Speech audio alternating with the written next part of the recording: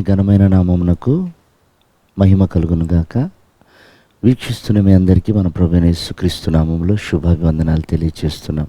ఈరోజు మన దేవుని వాగ్దానం ఇర్మియా పుస్తకం 4వ అధ్యాయం 4వ వచనం. యెహోవాకు లోబడి ఉండుడి. ప్రియమైన దేవుని బిడ్డలారా, యూదా ప్రజలు దేవునికి అవిధేయులై భయంకరమైనటువంటి ఉగ్రత సమకూర్చుకుంటున్న సమయంలో భక్తుడైనటువంటి ఇర్మియా ప్రవచనమెత్తి మాట్లాడుతున్నాడు.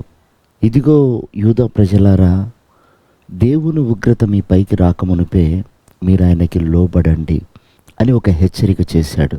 ప్రియ దేవుని బిడ్డలారా, ఈరోజు సమాజంలో ప్రతి కుటుంబాన్ని మనం తీసుకున్నట్లయితే అనేకమైన గొడవలకు కారణం ఒకరికొకరు లోబడకపోవడమే.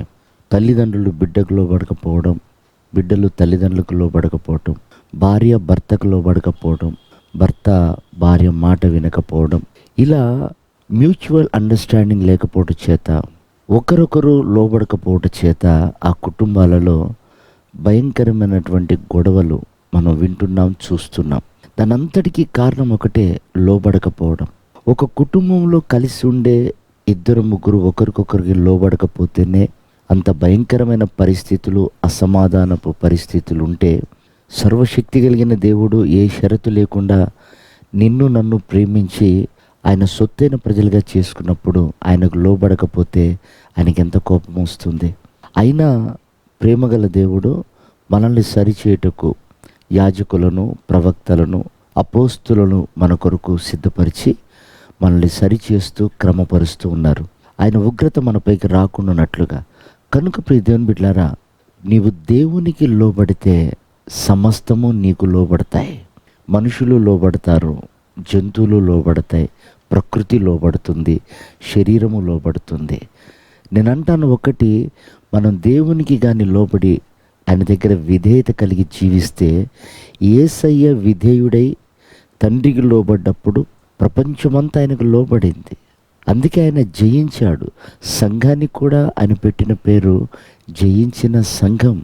అంటే ప్రభు దృష్టిలో మనం జయించాం. కనుక ప్రియమైన వారలారా, మనం అపనమ్మకస్తులమైన ఆయన నమ్మదగిన దేవుడు.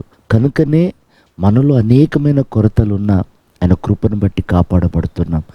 కనుక ప్రియ దేవుని బిడ్డలారా, ఈ ఉదయకాలం నీ అసమాధానానికి, నీ అపజయానికి, అనేకమైనటువంటి నీకు నెమ్మది లేని పరిస్థితులకు కారణం ఒకటే, నువ్వు ప్రభువుకు లోబడు, సంపూర్ణంగా అప్పగించుకో. నీ ఎదుటున్నటువంటి ఆ అసమాధానము, జయించలేని ఆ అనుభవాలన్నింటినీ కూడా నీవు ప్రభువుకు లోబడ్డ మరుక్షణం అవి నీకు లోబడతాయి, దారి సరళం చేస్తాయి. కనుక మనం ప్రభువుకు లోబడి ఆయన ఉగ్రత రాకుండా మనం కాపాడబడతాం. అలాంటి కృప ఈ ఉదయకాలం ప్రభు మనందరికీ అనుగ్రహించి ఆయన రాకడకు మనల్ని సిద్ధపరచునుగాక. ఆమేన్.